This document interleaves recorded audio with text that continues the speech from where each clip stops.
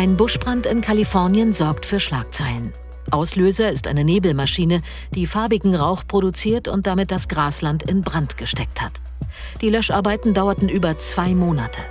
Ein Feuerwehrmann starb bei dem Einsatz.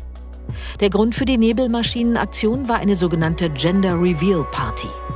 In den USA und auch zunehmend in Deutschland ist es für werdende Eltern ein beliebter Brauch geworden, das Geschlecht des Kindes vor der Geburt in einer Gender Reveal Party zu verkünden. Auf den Feiern wird preisgegeben, ob ein Mädchen oder ein Junge erwartet wird.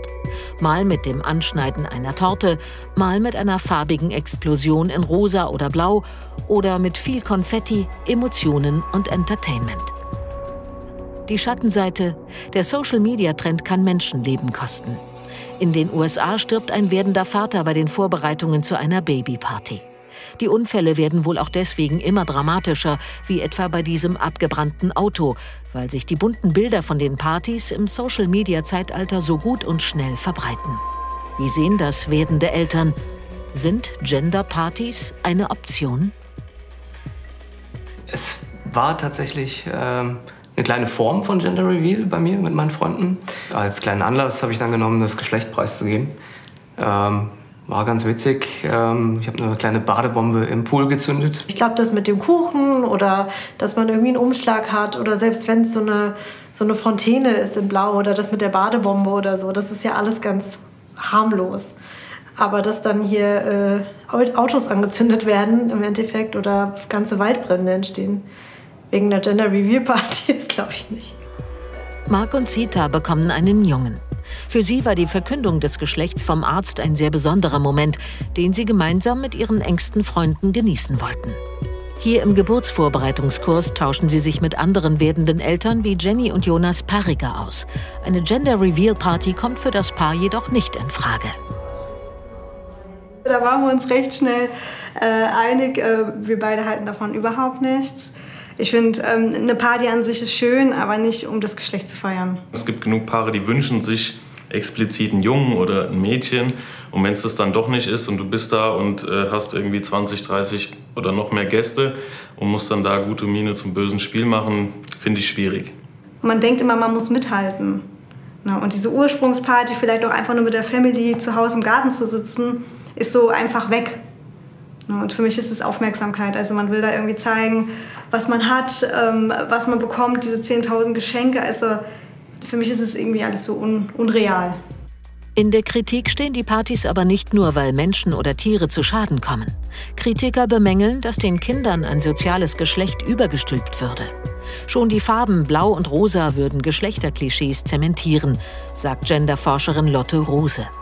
Kritisch diskutiert wird es natürlich jetzt vor dem Hintergrund der Queer-Bewegung, also der sozialen Bewegung, die sich dafür einsetzt, die binäre Geschlechterkategorie Mädchen-Junge, Frau-Mann zu öffnen, zu kulturalisieren, dass es ganz viele Geschlechter gibt. Da passt das natürlich jetzt nicht so rein, dieses Konzept, weil das ist wieder sehr binär, sehr traditionell, konservativ. Mädchen oder Junge, dass unsere Gesellschaft gerade darum ringt, ganz viele Geschlechter real zu machen. Das findet sich da nicht wieder. Trotzdem seien die Partys aus Gendersicht für die Entwicklung der Geschlechterrollen nicht allzu problematisch.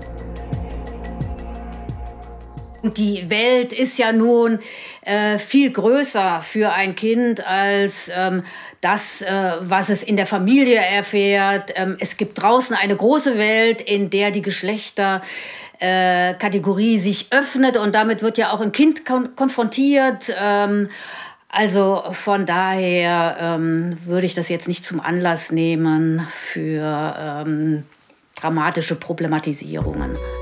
Und solange sich werdende Eltern nicht in Gefahr bringen, sind Gender-Reveal-Partys eine etwas andere Art, sich auf das Baby zu freuen. Ja, es geht aber überraschend viel schief dabei. Ich freue mich, dass Christina Blatt bei uns ist. Sie leitet die Erziehungsberatungsstelle in Bad Homburg. Hallo. Hallo, guten Abend. Sie sind Psychologin und Familientherapeutin, beraten in dieser Rolle Familien.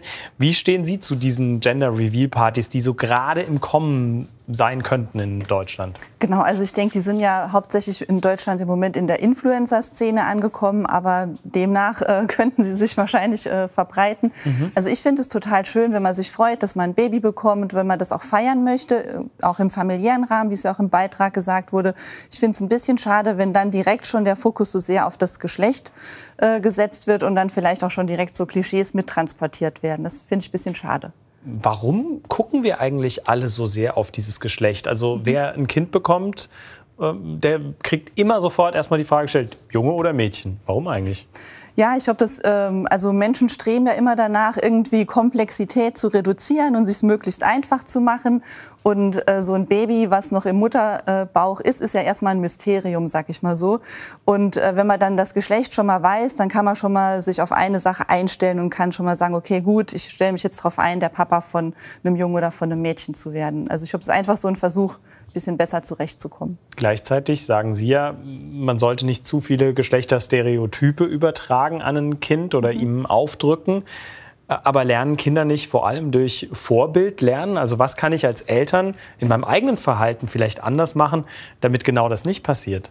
Genau, also wenn man als Elternteil gerne möchte, dass das Kind möglichst frei von Geschlechterstereotypen aufwächst, dann sollte man erstmal bei sich selber anfangen und gucken, wie leben wir denn als Paar unsere Rollen oder sind wir überhaupt ein heterosexuelles, cis-geschlechtliches Paar? Also dann einfach mal gucken, was leben wir selber vor? Wollen wir vielleicht, bevor ein Kind kommt oder wenn ein Kind da ist, noch mal überlegen, wie wir uns die Aufgaben aufteilen? Also wenn einem das wichtig ist, dass da viel Freiheit herrscht, dann sollte man das auch vorleben und sich selber nicht so stark einschränken. Heißt aber ganz konkret im Alltag? Also was betrifft es zum Beispiel? Naja, so die klassischen Themen, ne? Also wer bringt das Kind ins Bett, wer wickelt das Baby, wer geht einkaufen, wer sitzt im Auto am Steuer, wie spricht man über Männer, wie spricht man über Frauen. Das sind so ganz klassische Alltagsbeispiele, wer kocht. So. Dann ist die Frage, welche Vorlieben entwickeln dann die Kinder in diesem ganzen Kontext? Ich kann mich erinnern, ich habe die Farbe rosa sehr gemocht als kleiner Junge. Habe mir sogar einen rosa Schnorchel zum Beispiel mal fürs Schwimmbad gewünscht, habe mich mega gefreut. Und irgendwann habe ich festgestellt, nee, ich bin ja ein Junge, ist nicht so angebracht. Das hat mir niemand gesagt, aber ich habe es so gespürt irgendwie. Wie kriegt man das dann hin als Eltern, dass das Kind trotzdem diesen rosa Schnorchel weiter nutzt? Dass es wirklich seinen Neigungen und nicht der Masse der Gesellschaft folgt? Genau, also das wäre bestimmt einfacher gewesen, wenn jetzt Ihr Vater zum Beispiel auch rosa Pullis getragen hätte. Hat er nicht? Nee, hat er wahrscheinlich nicht. Also wenn da einfach, wie gesagt, ein bisschen mehr Vielfalt auch von den Eltern vorgelebt werden würde, dann fällt es den Kindern auf jeden Fall leichter, bei ihren eigenen Vorlieben zu bleiben. Wenn man aber Kinder hat, die sich so ein bisschen schwer tun, gegen den Strom zu schwimmen, dann sollte man die auch nicht zwingen, jetzt bei dem rosa Schnorchel zu bleiben, sondern wenn die sagen, dann werde ich in der Schule aber ausgelacht und es gefällt mir nicht, dann sollte man denen auch sagen, okay, gut, dann kaufe ich dir jetzt noch mal einen grauen. Also es geht immer um das richtige Maß bei all diesen Dingen. Genau. Wie ist es denn mit dem Schenken? Haben Sie Tipps für Menschen, die gern Kinder von anderen beschenken wollen, worauf die bei diesen Geschlechterstereotypen vielleicht achten sollten? Ja, also es gibt ja ganz viele Sachen, die so ganz klar, sage ich mal, gebrandet sind. Das ist für Mädchen oder für Jungs. Und dann gibt es ja ganz viele Spielsachen, die eher geschlechtsneutral sind. Also alles, was jetzt irgendwie kommt ja auch ein bisschen aufs Alter an. Also ich würde immer erst mal fragen, was wünschen sich die Kinder gerade, womit beschäftigen die sich? Und vielleicht auch, wenn man gerne Bücher schenkt, so ein bisschen zu gucken, dass das Bücher sind, die eine Geschlechtervielfalt oder eine Diversität vielleicht auch schon in sich drin haben und wo das nicht alles so nach Schema F abläuft. Dann später, wenn die Kinder Jugendliche sind, was erleben Sie da in der heutigen Zeit mit Jugendlichen, was ihre sexuelle Orientierung oder auch ihre Geschlechteridentität angeht? In aufgeklärten Kreisen ist da ja ganz viel möglich und wird überhaupt nichts verurteilt. Ist das für die Kinder dadurch leichter oder schwerer vielleicht sogar? Gut, jetzt sind wir keine Beratungsstelle, die darauf spezialisiert wäre, aber es kommt natürlich bei uns trotzdem auch immer mehr vor. Gerade dieses Thema Transgeschlechtlichkeit kommt bei uns in der Beratungsstelle wirklich seit 2 Jahren vermehrt vor. Und das ist was auch aufgeklärte oder liberale Eltern wirklich auf eine harte Probe stellt, weil das ganz viel nochmal auch mit einem selber zu tun hat. Was für ein Konzept hat man von Geschlecht? Wie identifiziert man sich? Was hat man sich für sein Kind vorgestellt? Die sexuelle Orientierung ist so mein Erlebnis, dass für die Jugendlichen gar nicht mehr so eine große Sache ist, sondern dass das in der Schule oder auch im Freundeskreis relativ locker alles gesehen wird. Also in der Hinsicht dann doch eine Veränderung im Vergleich zu früher. Vielen Dank, Frau Blatt, dass Sie uns dazu beraten haben. Dankeschön. Sehr gerne.